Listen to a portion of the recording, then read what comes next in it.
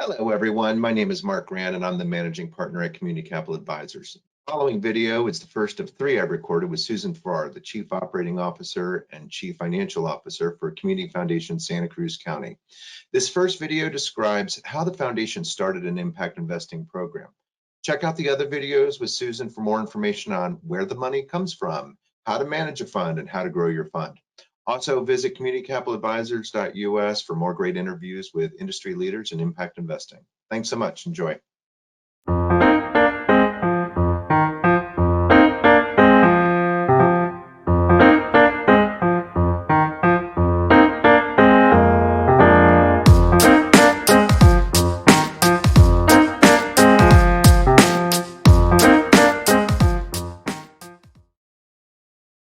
Well, hello there, Susan Farrar, and happy Memorial Day of our COVID extravaganza. I'm excited to speak with you today about impact investing.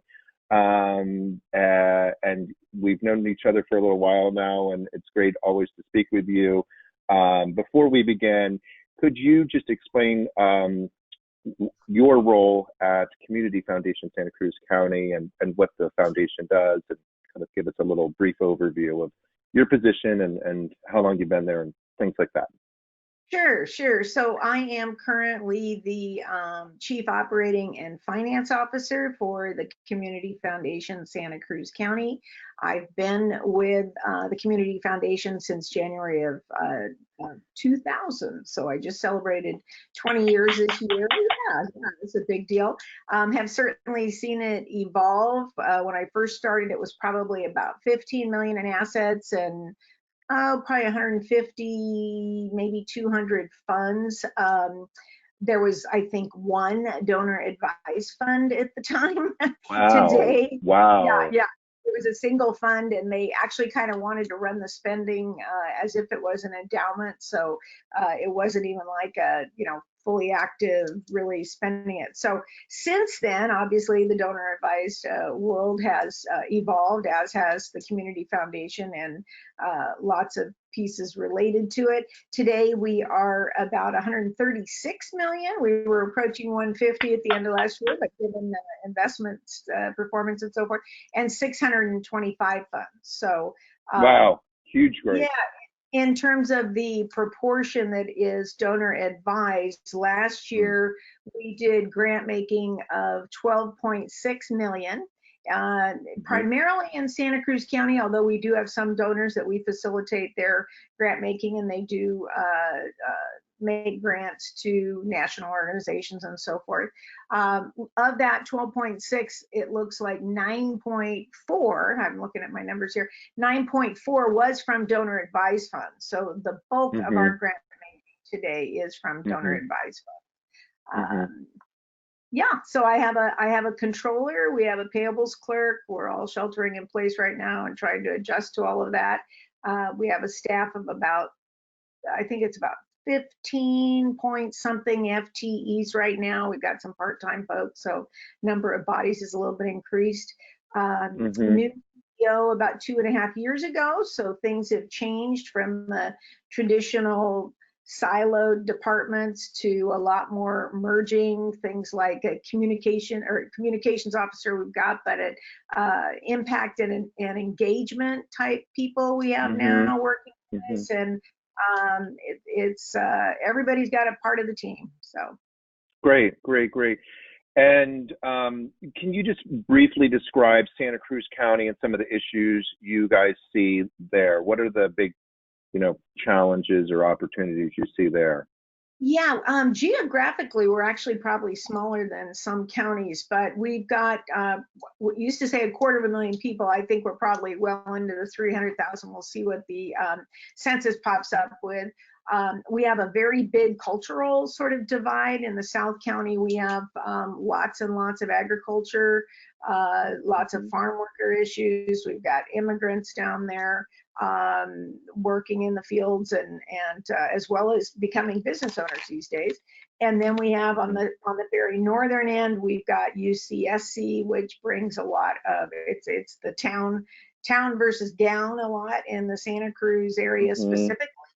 But it's a real cultural divide. We talk about South County and North County. And when I first started with the organization, I would say the donor base primarily was North County related, as well as all the leaders of the organization. There was an attempt to bring in others as well, but that was really more the focus. And they would say that it was like the best kept secret, and it was in South County.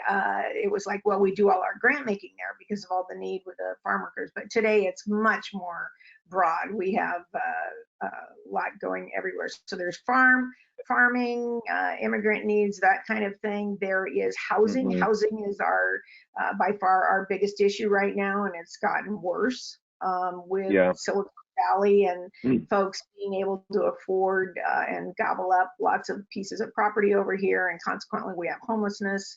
That is a big issue. So that's one of our.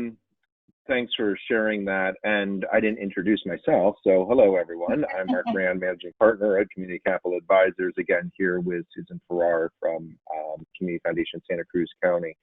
So Susan, you and I met many moons ago, and we've been working with you for a little while now. Would you tell folks a little bit about how the foundation started to think about impact investing, maybe when that started, and was it board driven? Was it donor driven? Was it community driven? How did it all happen?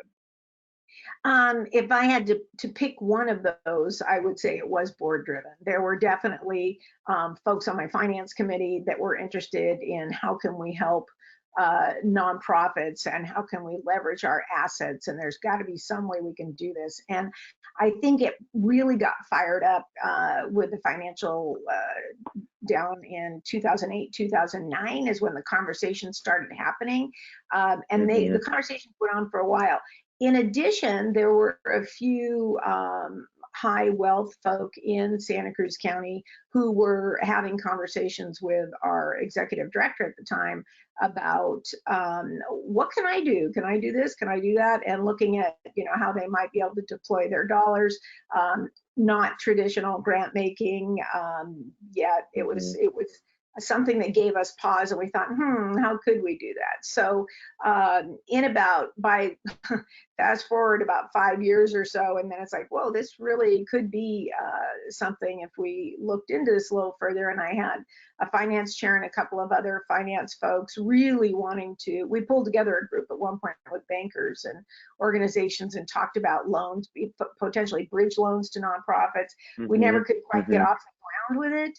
I recognized that the conversations were escalating, and it became a really interesting sector. And I attended, I think it was 2014, I saw the Mission Investors Exchange was having a conference, and I thought, well, I really got to understand this lingo and see what's going on here. And I spent about a week at that time at an MIE conference.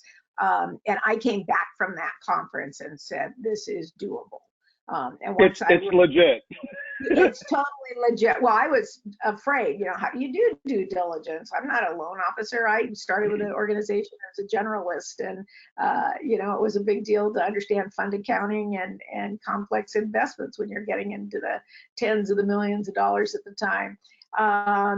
So it was really helpful for me to realize that there was support there. There were templates. There were colleagues that I knew that, including yourself, a lot of people in the Bay Area that I knew who weren't quite into it yet, but were getting there.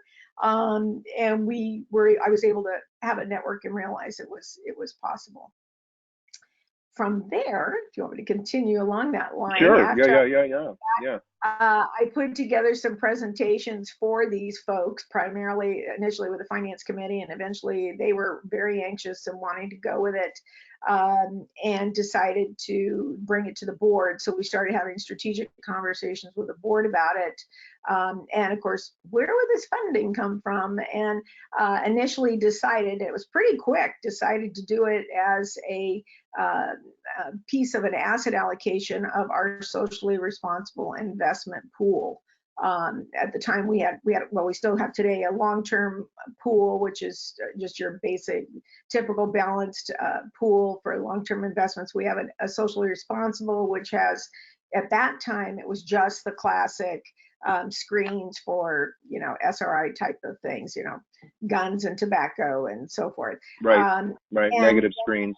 Yeah, negative screen, a short-term duration pool and a money market pool for donors to go into. So they decided, well, let's consider a slice of the SRI pool, and we were also increasing the percentage of the portfolio in the alternative investment space, and decided, well, in the socially responsible pool, let's take that entire alternative investment space, which at the time was about 10%. And consider it as assets available to do some mission investing with. And today it's a 20% allocation of that pool, which actually totals about, 4.6 million right now available in that pool, some of which is deployed. There are still dollars available, well over $3 million that we could deploy. But we've been just running fairly quickly ever since. So started with the CDF Opportunity Fund in 2015, and then had a big gap. At that point, it was like, okay, let's figure out what the rules and policies and committee structure and charter and all of that would be. So that's when I reached out to you at Marin at the time. Yeah.